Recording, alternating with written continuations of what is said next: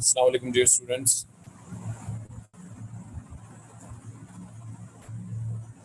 Hello, आवाज़ आ रही है आप लोगों को मेरी? जी सर, आवाज आ रही है। जी करवा देते अच्छा जी, we were discussing about MRI scan, magnetic resonance imaging. ठीक है, ठीक है। और मैग्नेटिक रेजोनेंस इमेजिंग में हम लोगों ने मैग्नेटिक इफेक्ट के बारे में हमने पढ़ लिया था कि what is a magnetic effect. Okay, अच्छा।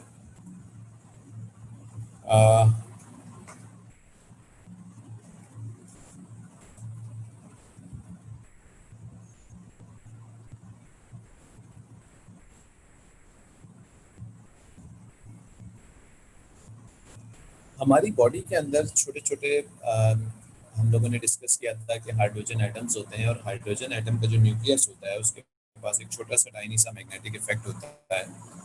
इस टाइनी मैग्नेटिक इफेक्ट की वजह उस हाइड्रोजन एटम की स्पिनिंग होती है। स्पिनिंग होती है क्लॉकवाइज और एंटी क्लॉकवाइज, जिसकी वजह से उसके पास एक छोटा सा टाइनी सा मैग्नेटिक इफेक्ट आता है। इसका मतलब है कि हमारी बॉडी में जहाँ जहाँ हाइड्रोजन है उसमें छोटा छोटा मैग्नेटिक इफेक्ट है। ठीक है, जब हम अपनी बॉडी को एक स्ट्रॉन्ग मैग्नेटिक फील्ड के अंदर रखते हैं या हमारी बॉडी के ऊपर एक स्ट्रॉन्ग मैग्नेटिक फील्ड इंसिडेंट की जाती है, तो हम क्या नोटिस करते हैं कि हमारे बॉडी के hydrogen atoms strong magnetic field के हिसाब से अलाइन हो जाते हैं। ठीक है, अच्छा। ये सारे के सारे hydrogen atoms strong magnetic field की डायरेक्शन में अलाइन नहीं होते। जो लो एनर्जी स्टेट पे या स्टेबल स्टेट में होते हैं वो उसकी डायरेक्शन में अलाइन होते हैं, और जो अनस्टेबल होते हैं या हाई एनर्जी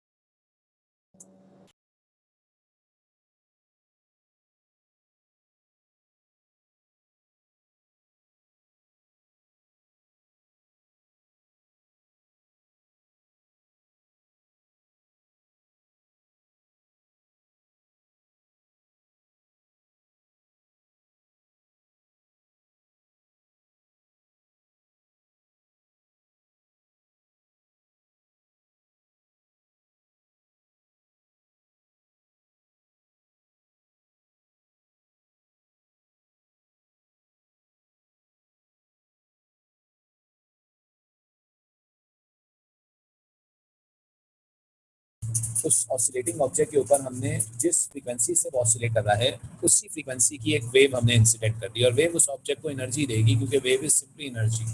ठीक है, तो जिस फ्रीक्वेंसी से वो ऑसिलेट कर रहा है उसी सेम फ्रीक्वेंसी की जब हमने उस पर वेव दी, तो वो फ्रीक्वेंसी देने की वजह से, वही सेम फ्रीक्वेंसी देने की वजह से उस ऑब्जेक्ट की एनर्जी जो है वो बढ़ जाएगी, यानी वो रेजोनेट हो जाएगा। जो वर्ड हम यूज़ करते हैं उसके लिए हम ये कहते हैं कि वो रेजोनेट हो जाएगा।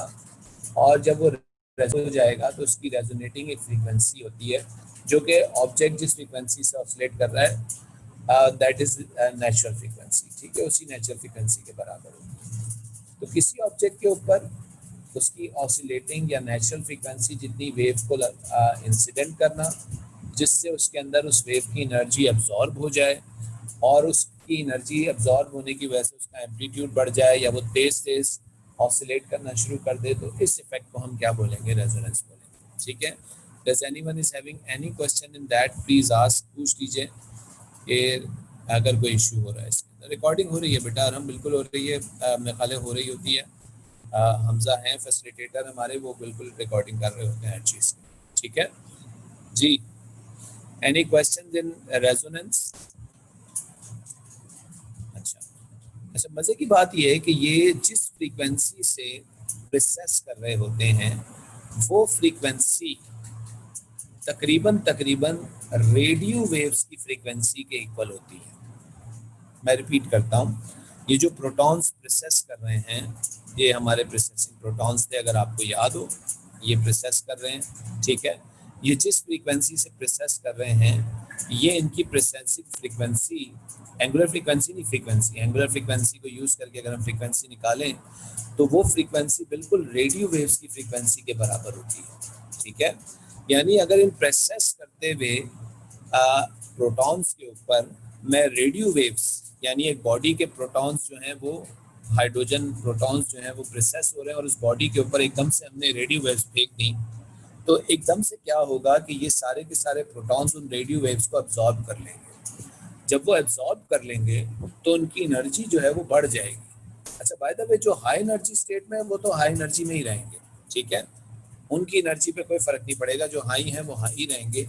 लेकिन जो स्टेबल या लो एनर्जी स्टेट वाले थे वो उस एनर्जी को नॉर्मली एब्जॉर्ब करते हैं और उसकी वजह से उनकी जो एनर्जी की स्टेट है वो भी स्टेबल से अनस्टेबल हो जाती है। यानी सादा लैंग्वेज में, जो सीधे मैग्नेटिक फील्ड की डायरेक्शन में अलाइन हुए हुए थे, उनके ऊपर जब हमने रेडियो वेव्स डाल के उनको रेजोनेट किया, उनकी एनर्जी को बढ़ाया, तो उसकी वजह से क्या हुआ कि वो भी फ्लिप करके हाई एनर्जी स्टेट में चले जाते हैं, यानी वो भी मैग्नेटिक फील्ड के एंटी पैरेलल हो जाते हैं, ठीक है।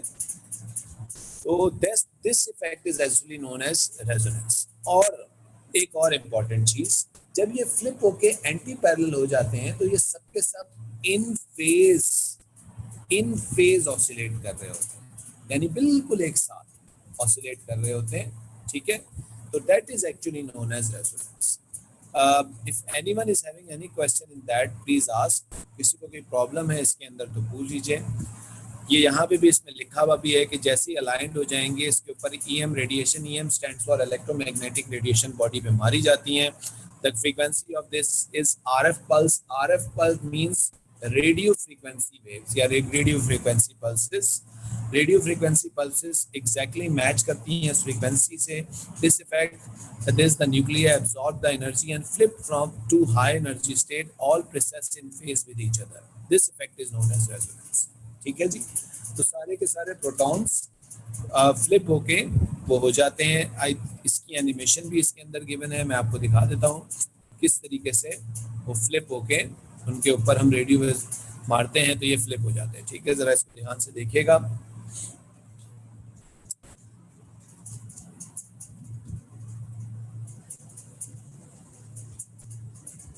जी, ये प्रोसेस करते हुए प्रोटॉन्स हैं और जब हमने इन पे रेडियो वेव्स फेंकी, जो जो सीधे थे वो तो सॉरी जो एंटी पैरेलल थे वो तो एंटी पैरेलल ही रहे, और उसके बाद जो पैरेलल वाले थे जो कि लो एनर्जी वाले थे, उन्होंने एक्चुअली उस वेव्स को अब्सॉर्ब किया और वो भी किस पे आ गए, हाई एनर्जी स्टेट के ऊपर आ गए, ठीक है जी। Let's remind that once again, उसको एक दफ़ा दोबारा देखते हैं। ये रेडियो वेव्स आके इन पे गिरेंगी, ये गिरेंगी तो जो पैरेलल हैं वो फ्लिप होके कैसे हो गए, वो भी एंटी पैरेलल हो गए, हाई एनर्जी स्टेट के अंदर आके प्रोसेस करना शुरू कर दिया, ठीक है। Any questions? किसी को कोई क्वेश्चन पूछना है तो पूछ लीजिए। एनीवन? जी बच्चों, फरवा, अलीज़ा, बरिया, बतूल, जवाद, मुजम्मिल, सिनान, अरहम, विक्राम, नेहा, जैनब, यूसुफ, तस्मिया, किसी बच्चे को कोई सवाल है? रमला, मार?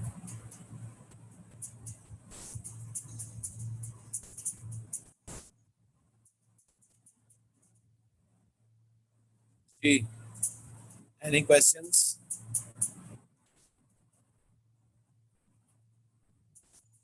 हेलो, आवाज़ आ रही है बच्चों?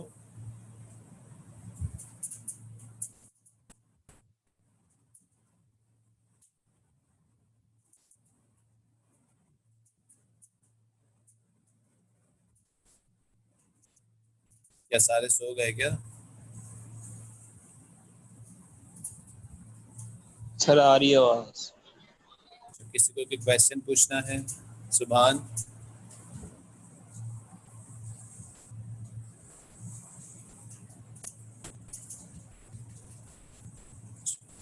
ठीक है जी। तो यहाँ तक हमारे पास रेजोनेंस वाला इफेक्ट भी कंप्लीट हो जाता है कि हम इस तरीके से लो एनर्जी स्टेट वाले को भी फ्लिप करके हाई एनर्जी स्टेट में ले आते हैं, ठीक है। और उसके बाद जो है ये हाई एनर्जी स्टेट में आके एंटी पैरेलल होके भी प्रोसेस करना शुरू कर देते हैं, फ्लिप होना ये अपनी एक फ्रीक्वेंसी से प्रोसेस करेंगे।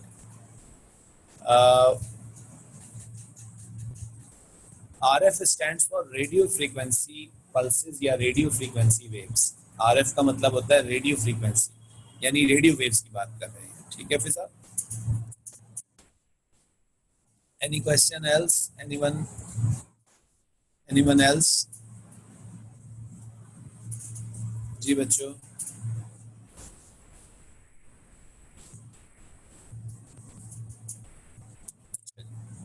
तो ये रेडियो फ्रीक्वेंसी पल्सेस हो गई हमारे पास, RF वेव्स हो गई। अब इसके बाद क्या होता है कि जब ये RF वेव्स को हम मारना बंद कर देते हैं, मतलब हम इनको रेजोनेट कर देते हैं और इसके बाद मजीद इनको एनर्जी नहीं प्रोवाइड करते, तो हम क्या नोटिस करते हैं कि थोड़ी देर के बाद कोई भी चीज़ जो कि अनस्टेबल स्टेट में है वो स्टेबल स्टेट में आने की कोशिश करती है। यानी ये होता है हमारे पास कि ये जो प्रोटॉन्स हैं जो कि अनस्टेबल स्टेट में होते हैं ये वापस फ्लिप होने शुरू हो जाते हैं। What I mean to say that जो एंटी पैरेलल हैं पहले शुरू से वो एंटी पैरेलल ही रहते हैं, लेकिन जिनको हमने रेजोनेट करके एंटी पैरेलल किया था ये वाले भी जो हैं ये क्या होते हैं, ये वाले भी जो हैं ये फ्लिप होके वापस अपनी ओरिजिनल स्टेट में चले जाते हैं। अच्छा, जब ये वापस अपनी ओरिजिनल स्टेट में जाते हैं तो अपने अंदर से वो एनर्जी वापस रिलीज भी करते हैं जो इन्होंने अब्सॉर्ब की हुई होती है, ठीक है। तो the fact that the nucleus are now और force to process in phase, ठीक है, crucially to the process imaging, ठीक है। और ये थोड़ी सी चीज़ है, इसको भी देखिएगा। ये सारे के सारे आप देखें ये इन फेज में सारे के सारे क्या कर रहे हैं, प्रोसेस कर रहे हैं, ठीक है, बिल्कुल एक साथ। This is what I mean कि इन फेज प्रोसेसिंग हो रही है, ठीक है।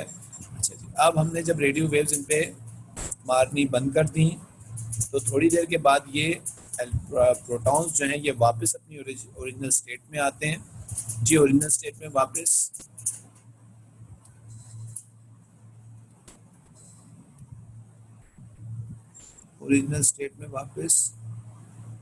वो चले जाते हैं, हाँ वापस वो चले जाते हैं। या क्यों चले जाते हैं तस्मीया, ये पूछना चाह रही हो तो? क्यों चले जाता है? हाँ क्यों चले जाते हैं, क्योंकि कोई भी चीज़ नॉर्मली अनस्टेबल स्टेट में रहना पसंद नहीं करती, वो हमेशा किस स्टेट में रहना पसंद करती है, स्टेबल स्टेट में, ठीक है। तो क्योंकि ये अनस्टेबल हो चुके होते हैं और उसके बाद जो है ये एनर्जी को रिलीज करके दोबारा स्टेबल स्टेट में आना चाह रहे होते हैं, तो इसलिए ये अपने अंदर से एनर्जी रिलीज करके वापस स्टेबल स्टेट के अंदर चले जाते हैं, ठीक है। अच्छा, जब ये स्टेबल स्टेट में जाते हैं फ्लिप वापस होके पैरेलल हो जाते हैं, लो एनर्जी स्टेट में आते हैं, तो फ्लिप होते हुए ये अपने अंदर से एनर्जी निकालते हैं। और कितनी देर में ये वापस अपनी ओरिजिनल स्टेट में आते हैं, इस चीज़ को हम कहते हैं उनका रिलैक्सेशन टाइम, ठीक है। यानी वो बेचारे रेजोनेट होके उल्टी डायरेक्शन में जब जाते हैं तो वो जो होते हैं वो रिलैक्स नहीं होते, लेकिन जब वापस अपनी ओरिजिनल स्टेट में आते हैं तो हम कहते हैं वो रिलैक्स हो गए। तो वो रिलैक्स होने में कुछ ना कुछ टाइम भी लगता है और इस टाइम को हम क्या कहते हैं, उनका रिलैक्सेशन टाइम, ठीक है।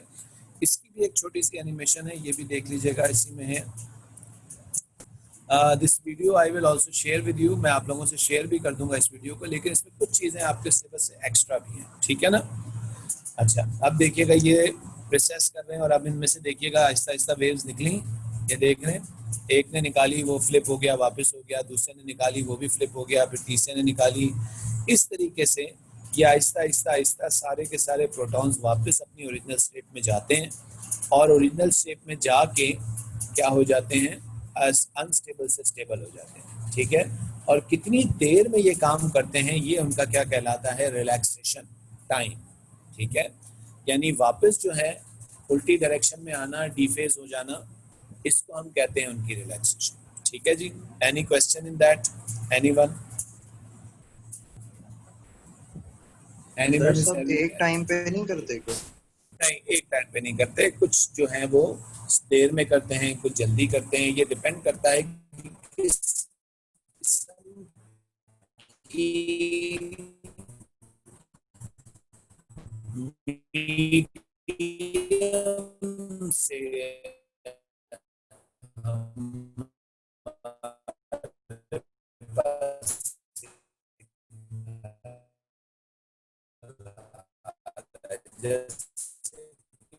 फॉर एग्जाम्पल रिलैक्सेशन से हमें पता चलता है कि कौन एरिया में वाटर है, कौन से एरिया में फैट है, कौन ट्यूमर है, डिफरेंट सेटिंग होती हैं उनसे आइडेंटिफाई। Any further questions? जी रमला, नेहा, कोई सवाल है? Aban, Hasan, Vikram, any question?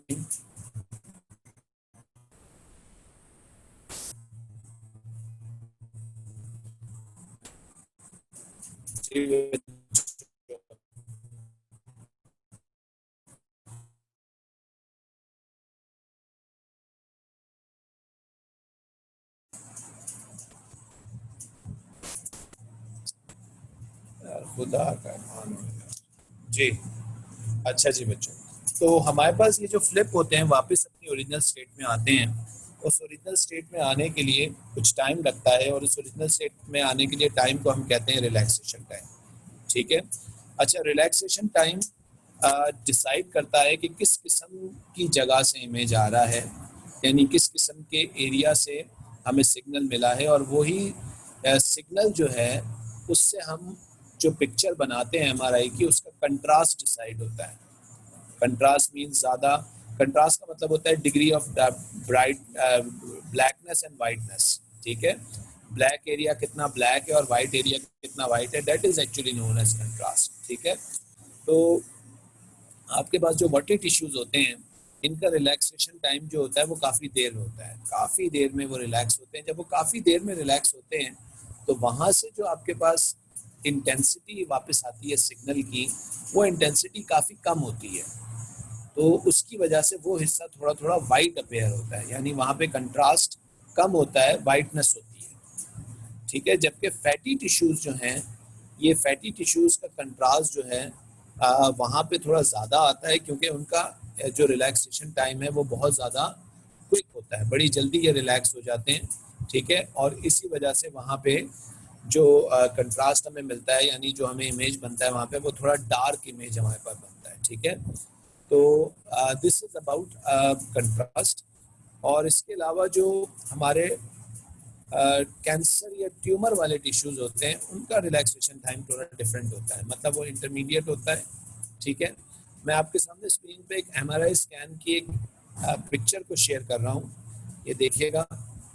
इस पिक्चर में आप देख सकते हैं कि ये एक ब्रेन का एमआरआई है, जिसमें कुछ हिस्सा बहुत डार्क है, कुछ हिस्सा जो है वाइट है और कुछ हिस्सा लेस डार्क है। ठीक है, तो जो वाइट सा एरिया अपेयर है, यकीनन यहाँ पे क्या मौजूद होगा, यकीनन यहाँ वाटर होगा या वाटरी टिश्यूज होंगे, यानी इन टिश्यूज में वाटर ज़्यादा है। और जो डार्कर एरियाज हैं, ठीक है, जो डार्क है वो डार्कर एरियाज बेसिकली किसको रिप्रेजेंट कर रहे हैं, फैटी टिश्यूज को, यानी यहाँ पे ब्रेन में फैट है। ठीक है, इस तरीके से हमारे पास कंट्रास्ट से हम इमेज को देखते हैं कि इमेज जो है वो कहाँ पे है, किस तरीके से। ठीक है, इसमें किसी को भी क्वेश्चन पूछना है तो पूछ लीजिए, अगर ये कंट्रास्ट वाली चीज़ समझ में नहीं आई है। ELISA, any question?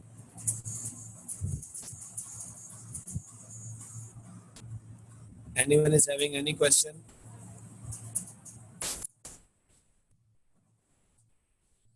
जी फातिमा, फरवा, कोई सवाल है बच्चों? कैंसरस जो टिश्यू है उसका कलर कैसे, कॉन्ट्रास्ट कैसे आता है?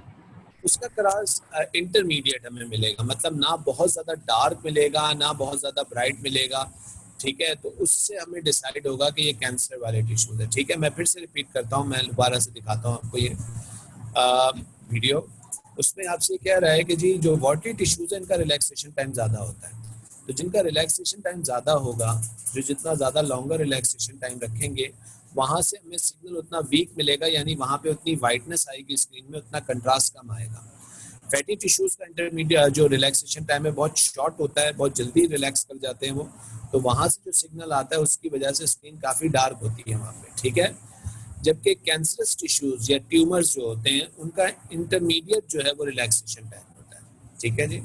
अब आप इससे अंदाजा कर सकते हैं कि ये जो हमारे पास कंट्रास्ट है उसको देख के हमें ये पता चलता है कि फलां जगह पे आपके पास वाटर है ब्रेन में और फलां जगह के ऊपर जो है आपके पास वो फैट है और फलां जगह जो है वो ट्यूमर है। इस तरीके से हम ये इसमें डिसाइड कर रहे होते हैं, ठीक है। Any questions, any further questions पूछने हैं तो पूछ लीजिए, नहीं तो मैं आगे चलूं। सर जो पिक्चर आपने भी दिखाई थी उसमें कैंसरस टिश्यूज दिखा सकते हैं? बेचारे को कैंसर करवा के छोड़ोगे, ये एक नॉर्मल आदमी का दिमाग है, ठीक है। सर ऐसे लग तो बंदर का दिमाग रहा है, दो दिमाग है ना, बंदर के दो दिमाग होते हैं, ठीक है। नहीं अल्हम्दुलिल्लाह इस बंदर को कैंसर नहीं है।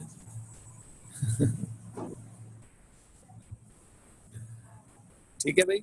अच्छा, इसके बाद ये जो रिलैक्सेशन होती है, ये रिलैक्सेशन भी दो किस्मों की होती है, ठीक है। ये दो किस्मों की रिलैक्सेशन होती है, एक होती है स्पिन स्पिन रिलैक्सेशन और एक होती है स्पिन लैटिस रिलैक्सेशन, ठीक है। तो आपको ये बता रहे हैं यहाँ पे कि there are two types of relaxation. T1 जो है वो स्पिन लैटिस रिलैक्सेशन है, ठीक है। स्पिन लैटिस रिलैक्सेशन में क्या होता है कि जब ये हाइड्रोजन अपनी एनर्जी को रिलीज करते हैं तो ये सराउंडिंग के मॉलिक्यूल्स को वो एनर्जी दे देते हैं, ठीक है। सराउंडिंग में जैसे कि H के सराउंडिंग में ऑक्सीजन है, तो लेट्स से ऑक्सीजन उस एनर्जी को गेन कर लेंगे, ऑक्सीजन के इलेक्ट्रॉन्स, ठीक है। तो सराउंडिंग में वो एनर्जी चली जाती है, जिसकी केस के अंदर जो है वो हाइड्रोजन जिसने उसको रिलीज किया होता है प्रोटॉन को, वो पूरे का पूरा फ्लिप हो जाता है लोअर एनर्जी स्टेट के अंदर, ठीक है। जबकि T2 रिलैक्सेशन जो होती है वो स्पिन स्पिन रिलैक्सेशन होती है। स्पिन स्पिन रिलैक्सेशन में क्या होता है कि जब आपके पास ये एनर्जी को रिलीज करते हैं तो एक स्पिन करता हुआ हाइड्रोजन अपनी एनर्जी को रिलीज करके दूसरे स्पिन करते हुए हाइड्रोजन को दे देता है। तो जब वो दूसरा हाइड्रोजन उस एनर्जी को रिसीव करता है तो उसका फेज थोड़ा सा इंक्रीज हो जाता है और जिसने रिलीज की होती है उसका फेज थोड़ा सा डिक्रीज हो जाता है, यानी वो स्लो घूमता है, जिसने एनर्जी रिलीज की और जिसने गेन किया वो ज़्यादा तेज़ी से घूमता है। तो उसकी वजह से ये दोनों जो हैं ये क्या हो जाते हैं, ये डी फेज हो जाते हैं। डी फेज का मतलब आउट ऑफ फेज हो जाते हैं, इनके दरमियान में कुछ फेज डिफरेंस आ जाता है जी। Any questions in that?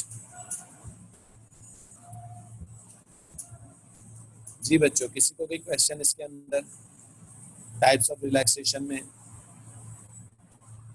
Isha कोई का सवाल है?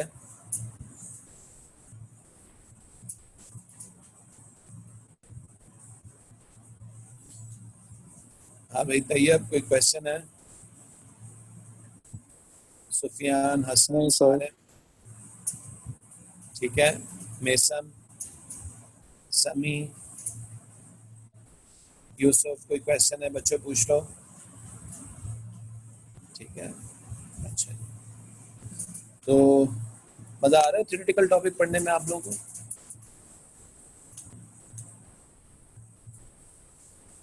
अब इसके बाद क्या करना है, ये कंप्लीट हो जाएगा? थ्योरेटिकल टॉपिक पढ़ना है या और कोई कैलकुलेशन वाला?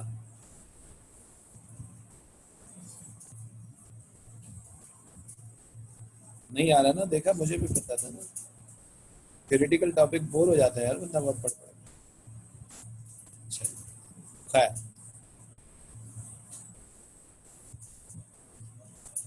अच्छा कॉलेज खुलने का इंतजार, सभी कॉलेज में किसका इंतजार कर रहे हैं आप?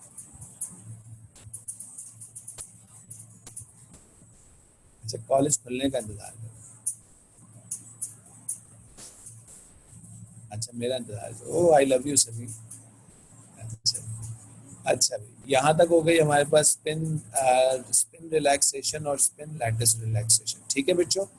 तो ये हमारे पास एमआरआई स्कैन हो गया। अच्छा by the way this is the whole MRI scan, जो कि आपका 8 मार्क्स का क्वेश्चन है उसके लिए होता है, ठीक है। दिस इज इट, यानी यहाँ तक आप 8 मार्क्स के क्वेश्चन के लिए लिखेंगे सारी की सारी चीज़ें। इसको ऑब्वियसली आपको प्रिसाइज करके थोड़ा सा लिखना पड़ेगा इसके अंदर।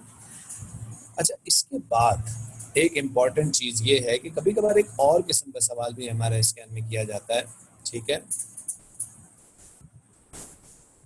पेपर में 8 मार्क्स पेपर में 8 मार्क्स कम आएंगे। अच्छा, जवाब आप कॉमेडी कर रहे थे।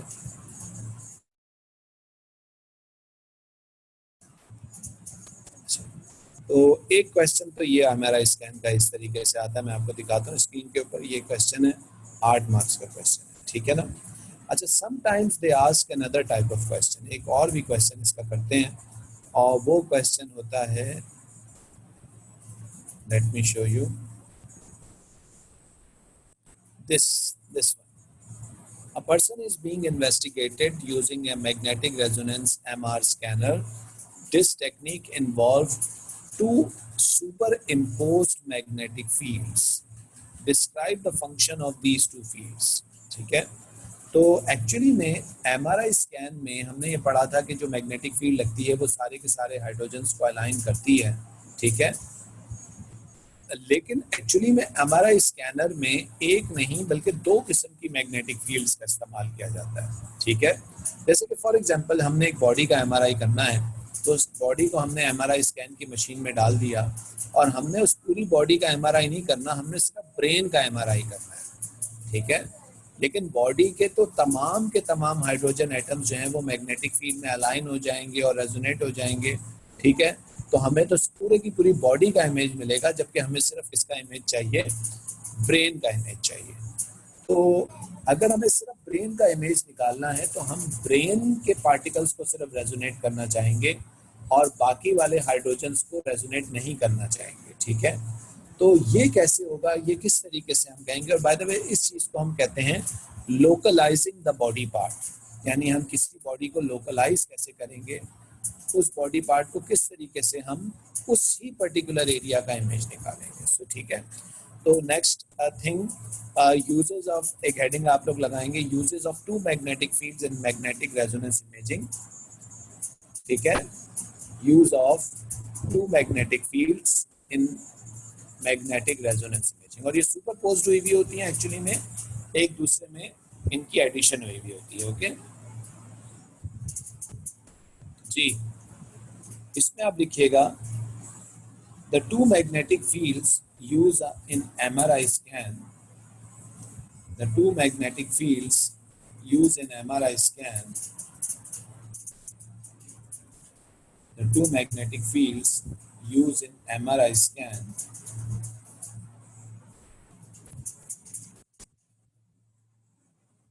is used to localize the body part, is used to localize the body part whose image is required, whose image is required। तो ये बॉडी पार्ट को लोकलाइज करने के लिए ये 2 मैग्नेटिक फील्ड्स का हम इस्तेमाल करते हैं, ठीक है जी, और ताकि जो है हमारे पास लोकलाइज हो सके बॉडी पार्ट हमारा, ठीक है। अब ये किस तरीके से होता है, लेट्स सी दैट। अब इसको कंटिन्यू में करते हैं, ठीक है। So let's start localizing the signal, ठीक है।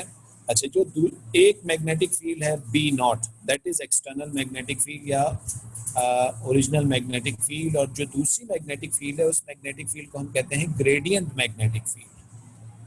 Why do we call it gradient magnetic field, क्योंकि ये कंटिन्यूअसली स्लोली क्या हो रही होती है, इंक्रीज हो रही होती है, ठीक है।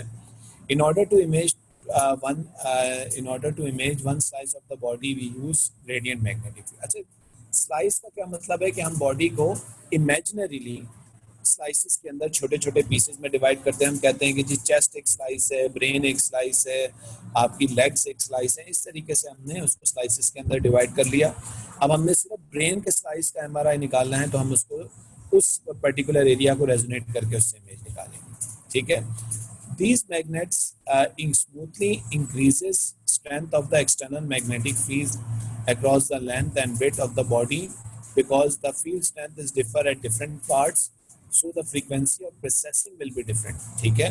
यानी एक्चुअली में होता ये है कि एक्सटर्नल मैग्नेटिक फील्ड के साथ हम ये जो ग्रेडियंट मैग्नेटिक फील्ड होती है ये उसके साथ आहिस्ता आहिस्ता इंक्रीज करते जाते हैं। ये देखिए इस तरीके से, यहाँ पे देखिए कि B0 एक एक्सटर्नल मैग्नेटिक फील्ड है जिसने तमाम हाइड्रोजन एटम्स को अलाइन किया था अपनी डायरेक्शन में, ठीक है, पैरेलल एंटी पैरेलल वो, ठीक है।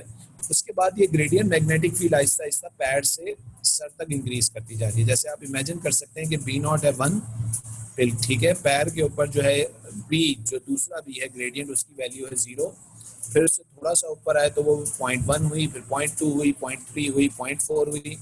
इस तरीके से करते करते करते करते लेट्स से ब्रेन तक, सर तक जब हम पहुंचे तो उसकी वैल्यू कितनी हो गई 1.6, यानी 1 तो ओरिजिनल मैग्नेटिक फील्ड है और 0.6 जो है वो ग्रेडियंट मैग्नेटिक फील्ड हो जाएगी। ठीक है, अब हमें बी नॉट में जब उस ग्रेडियंट मैग्नेटिक फील्ड को ऐड करेंगे तो उसकी वजह से हमारी लार्मोर फ्रीक्वेंसी जो है वो चेंज हो जाएगी। ठीक है ना, हमारी लार्मोर फ्रीक्वेंसी चेंज हो जाएगी, और जब हमारी लार्मोर फ्रीक्वेंसी चेंज हो जाएगी तो हम फिर रेडियो वेव्स उसी पर्टिकुलर फ्रीक्वेंसी की भेजेंगे जिस पार्ट को हमें रेजोनेट करना है। यानी थोड़ा सा हम रेडियो वेव की फ्रीक्वेंसी को इंक्रीज या डिक्रीज करेंगे, ठीक है, और फिर उस रेडियो वेव्स को भेजेंगे तो सिर्फ ब्रेन के जो हाइड्रोजन एटम्स है वो रेजोनेट करेंगे और बाकी हाइड्रोजन एटम्स जो हैं वो रेजोनेट नहीं करेंगे। और जब वो रेजोनेट होकर इमेज देंगे तो सिर्फ इमेज कहाँ से आएगा, ब्रेन से इमेज आएगा, बॉडी के बाकी हिस्सों से नहीं आएगा। तो this is actually the use of gradient magnetic field, और इससे हम लोग बेसिकली क्या कर रहे होते हैं, बॉडी पार्ट्स को लोकलाइज करके उनका इमेज निकाल रहे होते हैं। ठीक है, एनी क्वेश्चंस प्लीज आस्क, पूछ लीजिए। ये पार्ट रिपीट कर दीजिए। मैं एक दफा फिर से रिपीट करता हूँ। देखो, एक हमने एक एक्सटर्नल मैग्नेटिक फील्ड लगाई शायद, उस एक्सटर्नल मैग्नेटिक फील्ड में तमाम हाइड्रोजन एटम्स को एक डायरेक्शन में अलाइन कर दिया, फिर उसके साथ हमने एक और मैग्नेटिक फील्ड भी लगा दी जिसको हम ग्रेडियंट मैग्नेटिक फील्ड कहते हैं। तो वो gradient magnetic field original magnetic field में ऐड हो गई। ठीक है, और उसको हमने पैर से सर तक स्लोली स्लोली इंक्रीज कर दिया। ठीक है, हमने लेट से हमने सर वाले हिस्से को रेजोनेट करना है। ठीक है, तो हमने ये जो फॉर्मूला आपके सामने दिया हुआ है कि original magnetic field B naught में जो ग्रेडियंट मैग्नेटिक फील्ड थी उसको ऐड कर दिया उसकी वैल्यू को, जैसे ओरिजिनल अगर 1 है और ब्रेन की जो है वो 0.6 हमने ग्रेडियंट दिया तो टोटल कितना हो जाएगा 1.6। उसको हमने जायरो मैग्नेटिक रेशियो से मल्टीप्लाई करके 2 पार्ट से डिवाइड किया तो हमें ब्रेन वाले पार्ट के हाइड्रोजन एटम्स की फ्रीक्वेंसी जो है वो हमें मिल गई। ठीक है, और फिर हम उसी फ्रीक्वेंसी की बिल्कुल सेम फ्रीक्वेंसी की रेडियो वेव्स डालेंगे।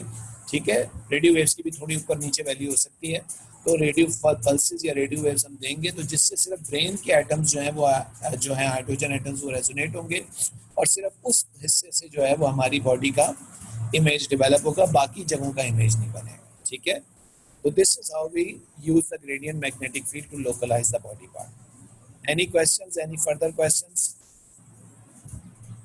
जी, किसी को कोई और क्वेश्चन पूछना है? कोई चीज समझ में नहीं आई? ठीक है, ये पढ़ने के बाद सारे के सारे एमआरआई के डॉक्टर तो बन ही गए होंगे। है जवाद साहब?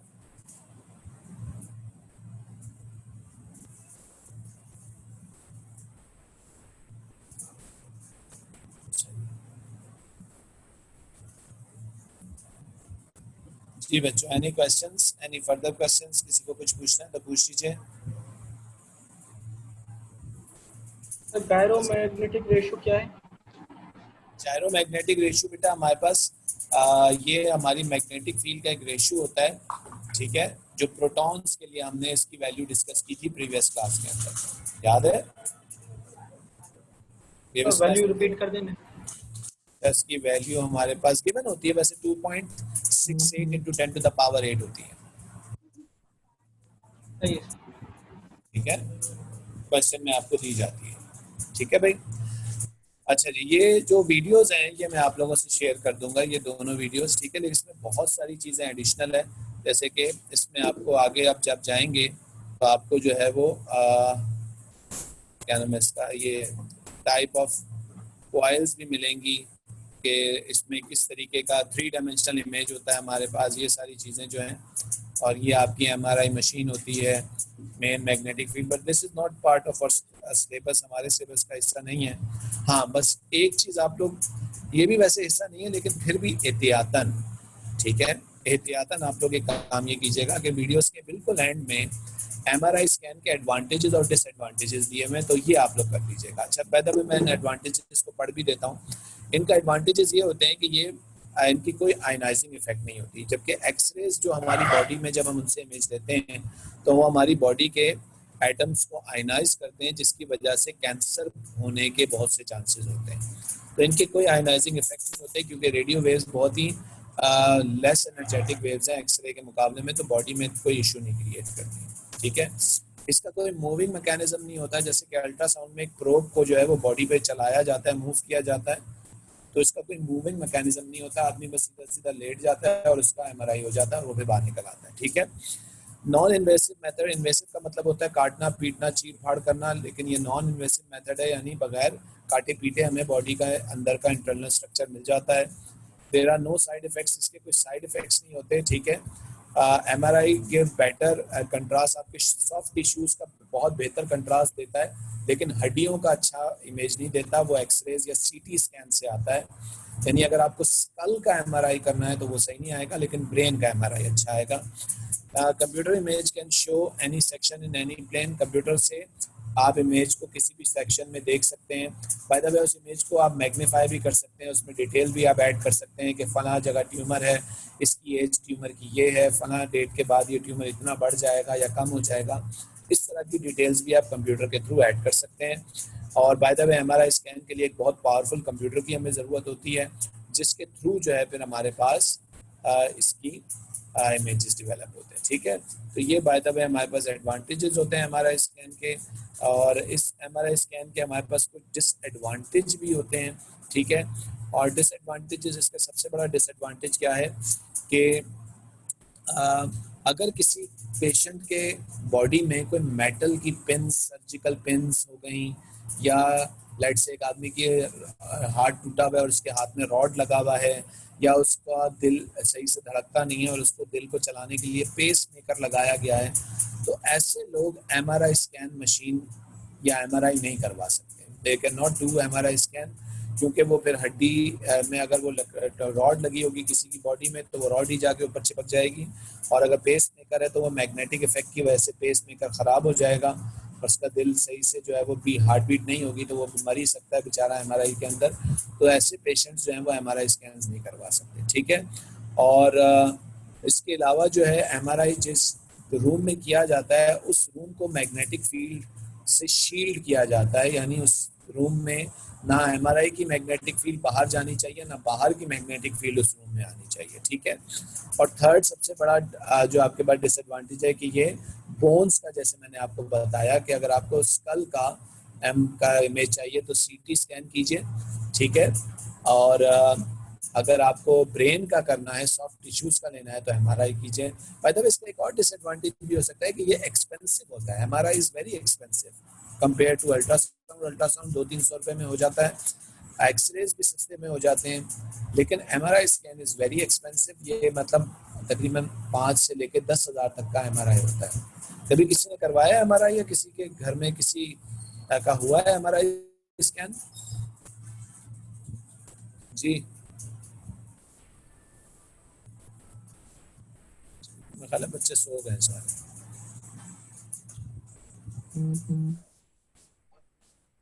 अच्छा, हाँ, तो हसन अगर आपके घर में हुआ है तो आपको ये आइडिया होगा कि ये very expensive, it's very expensive, काफ़ी महंगा होता है ये, और अच्छा खासा खर्चा हो जाता है इसके अंदर इसको करवाने में। ठीक है, तो ये भी इसका एक बहुत बड़ा डिसएडवांटेज है। ठीक है, सो दिस इज गाइस, हाँ 8 से 10,000 रुपये का होता है, बल्कि अगर आप आगा खान से कराएंगे तो 15-20 हज़ार रुपये का होगा। ठीक है, 8 से 10,000 तो लोकल क्लिनिक से होता है। ठीक है, तो यहाँ पे बच्चों हम लोग इसको स्टॉप करते हैं। This is by the way the end of MRI scan, और ये मैं हमारे मेडिकल फिजिक्स का एक टॉपिक मैंने आप लोगों से डिस्कस किया है।